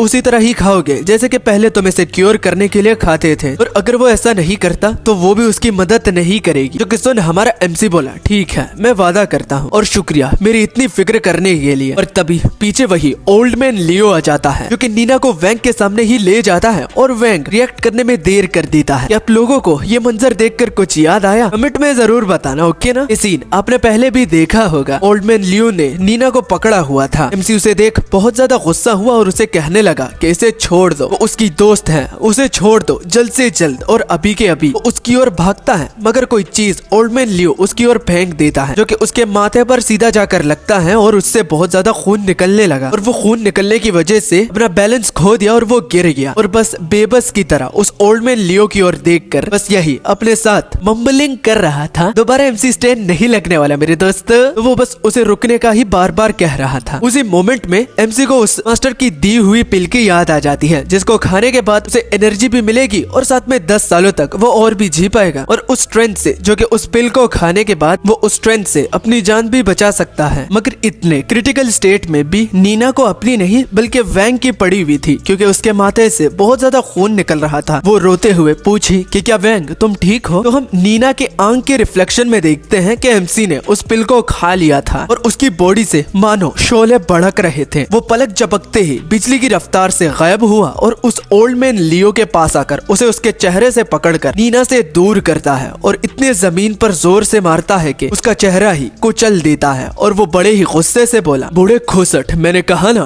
कि रुक जा, क्या तुमको एक बारी में समझ में नहीं आता क्या? लेकिन खैर अब तुम्हें मेरे हाथों से कौन ही बचाएगा। और अब हम देखते हैं अपने MC को, जिसको डॉक्टर ने उसी क्रिटिकल रूम में बंद किया हुआ था, वो भी जंजीरों की मदद से, जहाँ पर अभी फिलहाल के लिए वो चिल्ला रहा था कि उसे यहाँ पर क्यों बांधा गया है। उसने कुछ करा भी नहीं, जस्ट अपने प्रोटेक्शन के लिए उस ओल्ड मैन लियो पर उसने अटैक किया था। क्या डिफेंस के लिए भी कोई इंसान अपनी अटैकर को मजा नहीं चखा सकता क्या? इसी अल्फाजों से वो पूरा का पूरा रूम शोर से भर देता है। कुछ देर के बाद वहाँ पर डॉक्टर भी आ जाता है, जिसे देख MC ये बोलता है कि खुद को प्रोटेक्ट करने के लिए और साथ में उसकी दोस्त को भी, जो कि उसके पास मिलने के लिए आई थी, तो अगर उसने ओल्ड मैन लियो पर अटैक किया है तो वो दोनों को प्रोटेक्शन देने के लिए उसने करा है। और एडिशनली ये भी बताता है कि अगर पहला अटैक किसी ने किया है और किसी को इस रूम में होना चाहिए तो वो ना उसको बल्कि उस ओल्ड मैन लियो को, क्योंकि पहला अटैक करने वाला वही था। अगर वो ना करता तो हमारा मेन प्रोटैगनिस्ट भी ना करता। मगर बात यहाँ पर बदला लेने की नहीं थी और वो लड़ाई नहीं थी, बल्कि एक वन साइडेड फाइट थी। और सबसे बड़ी बात जो कि डॉक्टर को सबसे ज्यादा कंफ्यूज कर रही थी कि आखिर वैंग ने उसको इतनी चोट पहुंचाई कैसे, वो ये कैसे कर पाया? या वो डॉक्टर से कुछ छिपा रहा है, या वो इतना गिर गया है कि डॉक्टर को अभी सच नहीं बता सकता। मगर अगर वो नहीं बता रहा तो पेशेंट उसके पास है, उसको इतनी चोटें लगी है, तो इस वजह से वो पूछ रहा था कि उसको इतना हर्ट करने की सलाहियत उसे कहाँ से मिली। क्योंकि ये कुछ ऐसे सीन हैं जो कि हर कोई नहीं परफॉर्म कर सकता, खास करके तो इसी बैकअप के बिना। डॉक्टर के पूछने पर वैंग को बहुत ज्यादा कंफ्यूजन होती है कि वो अब इस सवाल का जवाब कैसे दे, क्योंकि वो तो नहीं देना चाहता और डॉक्टर को अब तक वो जो सब कुछ बता रहा था तो उसमें से ये बात वो उससे छुपाता है। तो जब डॉक्टर ये नोटिस करता है कि वैंग हिचकिचा रहा है तो उसे समझ में आ जाता है कि जरूर कोई ऐसी बात है जो कि वैंग बताना नहीं चाहता। और वो वैंग से बड़ी ही भारी आवाज में बोला कि वो झूठ बोलने से पहले सोच भी ले, ओके, आंसर देने से पहले केयरफुली इस बात को सुन ले कि उसे बहुत ज्यादा नफरत है वो भी उन पेशेंट से जो कि उनको पूरी बात बताते नहीं, और अपने उन्हीं डॉक्टर से वो झूठ बोलते हैं जो कि उनकी जान बचाने में अपना पूरा टाइम लगाते हैं। तो अगर वैंग यहाँ पर झूठ बोलता है तो उसे कॉन्सिक्वेंसेस के लिए भी तैयार रहना होगा। मगर MC जिसको अब तक ये बात सता रही थी, जो कि वो जब अपने दिली दिल बोला तो तब हमें समझ में आया कि वो अब इस मामले में क्या करे, वो डॉक्टर को क्या जवाब दे। मगर वो अपने एलेक्सर के बारे में जिससे उससे ताकत मिली है तो उसका वो डॉक्टर को नहीं बताना चाहते। तो कुछ ना सूझने पर वो अपनी आंखें बंद बंद करने का इरादा कर लेता है, जिससे वो रियलिटी से हटकर अपने इल्यूजन वाले वर्ल्ड में चला जाएगा। वो धीरे धीरे करके अपनी आंखें बंद करता जा रहा था और डॉक्टर वैंग को देखकर उसे कंडीशन पूछ रहा था कि उसको क्या हो रहा है, वो आंखें क्यों बंद कर रहा है। मगर एमसी को डॉक्टर की खक भी फर्क नहीं पड़ी, क्योंकि उसे तो बस इन बातों से छुटकारा पाना है जो कि डॉक्टर पूछ रहा है। इस वजह से वो जवाब नहीं देता और व्हाटएवर बोलकर वो रियलिटी से हटकर अपने इल्यूजन वर्ल्ड में आ गया, जहाँ पर आने के बाद वो अपना हाथ उठाया और एक मुट्ठी बनाकर बोला, हाँ अब ये मेरी दुनिया है, यहाँ पर कोई मुझसे सवाल नहीं करेगा। और उस मामले से बचने के लिए यही आखिरकार एक सोल्यूशन उसके दिमाग में आया, वरना तो वो इतने सवाल पूछे जा रहे थे, ये जवाब देने के लिए मुझे टाइम ही नहीं मिल रहा था। जिसके बाद हम देखते हैं एक बहुत बड़े श्राइन को, जहाँ पर एक बहुत बड़ी स्टैचू लगी हुई थी, जिसके इर्द गिर्द वहाँ के पूरे मास्टर्स बैठे हुए थे और रिचुअल्स परफॉर्म कर रहे थे। वो भी कंटिन्यूसली अपने चैंटिंग्स को पढ़ते हुए। वहाँ पर वो बूढ़ा आदमी भी था जो कि उस जगह का मास्टर है। वो एमसी को उसके दिए हुए नाम जो कि युआन येंग था तो उससे बुलाता है। तो वो उस बड़े से स्टैचू को बताने लगा कि आज उसको सर्व करने के लिए वो एक नया सब्जेक्ट लाया है, जो कि आज के बाद फेंग टेम्पल को सर्व करेगा। उसको समझने में बहुत टाइम लग सकता है क्योंकि ये उसका फर्स्ट टाइम है, तो प्लीज आप इसकी गलतियों को नजरअंदाज कर दीजिएगा। मगर अब ये नहीं कि मास्टर उसको अपने बलबूते पर छोड़ देंगे ताकि वो सब कुछ खुद ही सीख ले, बल्कि वहाँ पर उसका एक सीनियर भी होता है, जिसको मास्टर ये कहकर कि अब जबकि तुम इसके सीनियर हो और ये तुम्हारा जूनियर है, तो ये तुम्हारा फर्ज बनता है कि अपने जूनियर को फेंग टेम्पल के रिचुअल के बारे में तुम सब कुछ सिखाओ। जिस पर वो थैंक यू बोलता है कि हाँ जरूर, काम सौंपने के लिए वो मास्टर के ऑर्डर का ही वेट कर रहा था। तो मास्टर बाद में ये बोलकर कि अब जाने का समय आ गया है क्योंकि 9 बज चुके हैं और अब और कुछ करने के लिए बचा नहीं, अब चलते हैं डाइनिंग हॉल, वहाँ पर हमें डिनर करना है, जिसके बाद हम सोएंगे। मगर अजीब बात ये थी कि मास्टर के बाजू में एक बंदा बैठा हुआ था जो कि मूर्ति के बजाय हमारे प्रोटैगनिस्ट की ओर ही देख रहा था, वो भी उसे बड़े ही तिरछी नजरों से, जैसे कि वो कुछ एमसी के बारे में जानता है जो कि और कोई नहीं जानता। जो कि देख एमसी दिल ही दिल बोला कि ये अजीब सा दिखने वाला आदमी मेरी ओर क्यों देख रहा है, क्या मेरे चेहरे पर कुछ लगा हुआ है। प्रोटैगनिस्ट भी समझ नहीं पाया कि आखिर कुछ और माजरा भी हो सकता है, मगर जस्ट फिलहाल के लिए उसके दिमाग में यही बात आई, शायद उसके चेहरे या फिर कपड़े गंदे होने की वजह से या फिर फेंग टेम्पल में एक नया चेहरा देखने के लिए इसके रिएक्शन इतने बदलने पर मजबूर हुए। जब प्रोटैगनिस्ट अपने सीनियर के साथ नीचे सीढ़ियों से आ रहा था तो उस बंदे का इंप्रेशन एमसी पर काफी गहरा हुआ है, इसलिए वो अपने सीनियर से उस बंदे के बारे में पूछता है जो कि उसे घूर रहा था और मास्टर के बाजू बैठा हुआ था। तो सीनियर से वैंग को पता चला कि उस बंदे का नाम सीनियर ब्रदर जीहेंग है जो कि मास्टर के बाजू बैठा हुआ था। जब से एक और ब्रदर जिसका नाम जीहेंग खान था तो उसने मास्टर और उसके सेक्ट को धोखा दिया है, तो तब से जीहेंग मास्टर के एक लौते इनर डिसाइपल है, जो कि उनका वो एक हर एक काम करता है, चाहे वो घिनौना हो या फिर ठीक। बस यही एक वाहिद ऐसा इनर डिसाइपल है जिस पर मास्टर ट्रस्ट करते हैं। और ये जो सीनियर है तो ये भी एक ऑफिशियल डिसाइपल है, बिल्कुल हमारे वैंग की तरह। मगर हमारे ये सीनियर वैंग को ये बताता है, ये चाहे तुम जितनी भी गलतियां करो लेकिन ये एक गलती मत करना, ये टेम्पल में हर एक को तुमने रिस्पेक्ट देनी है, ये गलती की तो मास्टर तुम्हें खुद अपने हाथों से मार डालेंगे। वो अच्छे भी हैं लेकिन रिस्पेक्ट के मामले में उनसे बदतर और कोई भी नहीं हो सकता। वैंग अपने सीनियर से बोला कि वो अभी अभी अपने मास्टर का डिसाइपल बना है, तो इसलिए वो सीनियर को थैंक यू बोलता है, वो उसे सब कुछ बताने के लिए जो कि उसे समझ में नहीं आ रहा, और एडिशनली उसे और कुछ भी जानना है, वो भी उन सब कामों पर जो कि उससे पहले यहाँ पर इनर डिसाइपल और ऑफिशियल डिसाइपल करते आ रहे हैं। सीनियर ब्रदर वैंग को ये बताते हुए इस बात को कोई भी नजरअंदाज नहीं कर सकता कि मास्टर ने तुम्हें ऑफिशियली अपना डिसाइपल तो मान लिया है, मगर उसने तुम्हें सप्लाई रूम का इंचार्ज बनाया है, वो भी उसको मैनेज करने के लिए। इसलिए अगर तुम एक डिसाइपल हो तो अब भी तुम्हारा और मास्टर का इतना गहरा कनेक्शन नहीं बना। फिलहाल के लिए एक ऑफिशियल डिसाइपल होने के नाते उसे मैनेज करने के लिए जस्ट एक रूम दिया गया है, तो उनका ऑफिशियली डिसाइपल बनने के लिए उसके लिए बहुत मेहनत बची है, क्योंकि मास्टर अपने डिसाइपल को वेज ऑफ इमोर्टैलिटी भी सिखाते हैं, जो कि अभी के लिए वो वैंग को तो नहीं सिखाना चाहते। वेज ऑफ इमोर्टैलिटी का सुनकर एमसी बड़ा ही क्यूरियस हुआ और वो अपने सीनियर से पूछने लगा कि क्या जो उन्होंने बात की है तो क्या वो सच है कि मास्टर उसको वेज ऑफ इमोर्टैलिटी सिखाएंगे। तो रिस्पॉन्स में वैंग को हाँ सुनने को मिलता है, मगर इसमें एक ट्विस्ट है कि वो सिर्फ इनर डिसाइपल जैसे जीहेंग को ही मास्टर सिखाना चाहते हैं, क्योंकि इन पर ही उनका सबसे ज्यादा ट्रस्ट है। तो अभी के लिए तो वो इस मोर्टेलिटी को सीखने के बारे में भूल ही जाए, क्योंकि जैसा सीनियर ब्रदर ने कहा तो बहुत टाइम लग सकता है। मगर तब भी एमसी अपने दिल ही दिल बोला कि एक इमोर्टल बनना, वो भी इस जगह पर, ये सबसे बहुत अच्छी चीज है, वो भी सीखने के लिए। तो वो जरूर इसे सीखेगा, चाहे इसके लिए उसे अपने मास्टर के गंदे तलवे भी चाटने क्यों ना पड़े। उसे और लड़ना होगा और पैसे कलेक्ट करना होगा जिसको वो अपने साथ बाहर ले जा सके। तभी सीन शिफ्ट हुआ और फेंग टेम्पल के एल्केमी रूम में आया, जहाँ पर मास्टर अपनी पावर की मदद से उन पिल्स को तैयार कर रहे थे, वो भी अपने बड़े से मटके में। और बहुत सारे लोग इस सारे सिनेरियो को विटनेस कर रहे रहे थे। रिजल्ट में वो बहुत कुछ बनाते हैं जिससे मास्टर खुश हो जाते हैं। और ये देखने के बाद MC अपने दिल ही दिल ये बोला, मैं सिर्फ यहाँ पर पैसों को लेकर सोच रहा था, लेकिन यहाँ पर उससे तो बहुत बड़े खजाने हैं। अगर ये वो अपने साथ रियल वर्ल्ड में ले जाता है तो पता नहीं कौन सी आफत आ जाएगी। वो बहुत कम सोच रहा था अपनी इस एबिलिटी को लेकर, वो बहुत कुछ कर सकता है अपनी इस एबिलिटी की मदद से। तभी मास्टर वैंग का नेम ले लेते हैं, जिसके लिए उनके पास एक ऑलरेडी जॉब पड़ी हुई है और ये उसका फर्स्ट टास्क होने वाला है। MC उनके इंस्ट्रक्शन सुनने के लिए तैयार हो जाता है, क्योंकि मास्टर का दिल जीतने के लिए वो कुछ भी करेगा। तो मास्टर उससे ये बोले कि जैसे कि तुम्हें सप्लायर रूम का इंचार्ज बनाया गया है, तो मैं चाहता हूँ कि तुम जाओ और वहाँ पर तुम एक हर्बल प्राइमेयर लेकर आओ, जिसको तुम मिया के नाम से जानते हो। उसका पूरा नाम बाइलिंग मियाओ होता है। अब ये कौन है तो ये तो आगे ही पता चलेगा। अब मामला बहुत ज्यादा खतरनाक हो गया, क्योंकि जिस बाइलिंग मियाओ की वो बात कर रहे हैं तो वो दरअसल वही व्हाइट बालों वाली लड़की है, जो कि देख अब MC को समझ में नहीं आ रहा था कि क्या उसे ये काम करना चाहिए भी या नहीं। उसे ज्यादा सोचते हुए देख मास्टर गुस्से में ये कंफर्म करवाते हैं कि क्या उसको उसकी बात समझ में आई या नहीं। तो उसके साथ अब यहाँ से बच निकलने का और चारा नहीं था, तो वो अपने वर्ल्ड जाने का ठान लेता है और आंखें बंद करके वो अपने रियल वर्ल्ड में वापस आ जाता है। यहाँ पर जो ही उसकी आंखें खुल रही थी तो उसे अपनी मदर की आवाज सुनाई दी और अगले ही पल डॉक्टर के साथ उसकी मदर भी वहाँ पर मौजूद थी। अपने बेटे के सिर पर पट्टी को देखती हुई उसकी माँ बोली कि तुम्हें ज्यादा दर्द तो नहीं हो रहा। इस पर वैंग ये कंफर्म करवाता है कि उनको ज्यादा सोचने की जरूरत नहीं, दर्द नहीं हो रहा। मगर जिस तरह उसके बेटे की हालत थी वो इतना ज्यादा पतला हो गया था, तो वो उसके लिए कुछ खाने को भी लाई है, क्योंकि उसे पता था कि हॉस्पिटल में इसको अच्छे से खाना नहीं दिया जा रहा। वो अपने बेटे की फेवरेट कैंडी भी लेकर आई है, जिसको वो अपने हाथों से खिला रही थी। मगर MC को इस बात की टेंशन हो रही, क्योंकि वो अपनी मदर को जानता है कि वो इतनी आसानी से इस बात को जाने नहीं देगी। इसलिए वो ये बोला कि उस बात को जल्दी से निपटा कर वो यहाँ पर उसके साथ मिलने के लिए आए। वो रियरली ही विजिट करती है, तो इस वजह से वो अपनी माँ के साथ टाइम स्पेंड करना चाहता है। उसकी माँ समझ गई और कहती है कि ठीक है। वो उठ गया तो ये अच्छी बात हुई, वरना तो वो उन लोगों की सही मरम्मत करती अगर डॉक्टर से वहाँ पर ले जाते, क्योंकि उस ओल्ड मैन लियो की फैमिली वहाँ पर उनका इंतजार कर रही है, क्योंकि वो वैंग की मदर से मिलना चाहती है। अब जाने का वक्त आ गया है। डॉक्टर हमारे मेन प्रोटैगनिस्ट की मदर को मिसेस सन बुलाती हुई कि ओल्ड मैन लियो की फैमिली आपका कब से वेट कर रही है, तो चलो चलते हैं। लेकिन अभी भी कुछ ऐसा था जो कि अपने बेटे को बताना वो जरूरी समझ रही थी। तो MC समझ गया कि यहाँ पर उसकी मदर उनकी खूब मरम्मत करने वाली है। वो बताने लगा कि उसने भी फाइट बैक की, तो ये सारा का सारा स्टोरी डॉक्टर ऑलरेडी ही बता चुका है और वो फिक्र ना करे, उसकी मदर यहाँ से सब कुछ हैंडल कर देगी। और अब वो जा रही है तो डॉक्टर जैसा उसे बता रहे हैं तो उसको वैसा ही करना होगा। ओके। जाते हुए वो दोबारा अपनी मदर को आवाज लगाता है, लेकिन मदर बहुत ज्यादा गुस्से में थी और ऐसा लग रहा था कि उनकी तो शामत आ गई। और MC समझ गया कि उसकी मदर उन लोगों को खूब डांटने वाली है। अचानक से उसकी कॉन्शियसनेस दोबारा जाने लगी और अब इसका मतलब कि वो दोबारा ड्रीम वर्ल्ड में जा रहा है, लेकिन ये वो खुद नहीं बल्कि क्रिटिकल कंडीशन होने की वजह से वो खुद ब खुद जा रहा है। डॉक्टर और मदर को उठते ही अपने आंखों के सामने देखकर MC इस बारे में भी भूल गया कि उसको मुरीम वर्ल्ड के प्लॉट ट्विस्ट को हैंडल करने के लिए एक प्लान भी चाहिए था, लेकिन वो तो सारा मदर को समझाने में ही चला गया। सोचने के पास उसके साथ ज्यादा वक्त नहीं था। और तभी जब मुरीम वर्ल्ड में वो पहुंच गया और उसकी आंखें खुली तो मास्टर अब तक खड़े हुए थे, जो कि बोल रहे थे, बहुत खूब, मुझे ऐसा लग रहा था कि तुम नहीं उठने वाले तो तुम्हें सिरप के तौर पर इस्तेमाल करता। मास्टर को कंफर्म करवाने के लिए कि डिसाइपल उठ चुका है, तो MC उठते हुए अपने दिल ही दिल ये बोला कि उम्मीद करता हूँ कि मेरे उठने के बाद वो जो मैटर था वो भी बाइलिंग मियाओ को लाने का वो सॉर्ट आउट हो चुका होगा। मगर मास्टर तो MC को उसके मुंह से पकड़कर कुछ जबरदस्ती खिलाना चाहते थे, एक ऐसी घिनौनी चीज जिसका MC को कोई भी इल्म नहीं था। जबरदस्ती वो चीज उसके मुंह में ठूस देता है। वो इतनी घिनौनी चीज थी कि MC सोचने पर मजबूर हो गया कि ये बंदा क्या पागलों वाली चीज उसे खिला रहा है। वो ऑक्टोपस के टेंटिकल्स लग रहे थे और यही ऑक्टोपस के टेंटिकल्स अगर आप लोगों को याद हो तो मास्टर ने उन घुसपैठियों को जो कि यहाँ से बाहर निकलने की कोशिश में थे, तो उनको जब उन्होंने खड्डे में डाला तो बाद में एक पर्सन को इसी टेंटिकल्स की मदद से चीर फाड़ दिया। मास्टर अपने डिसाइपल को यही बोलता जा रहा था, बहुत खूब, इसी तरह अपना मुंह खोलो, अगर तुम ब्लैक ताइस्यू को अंदर नहीं जाने दोगे तो ये काम कैसे करेगा। अच्छा, तो इन अजीब से टेंटिकल्स का नाम ब्लैक ताइस्यू होता है, जिसका हमें इसके अगले पार्ट में पता चलेगा। तो तब तक के लिए अलविदा, टाटा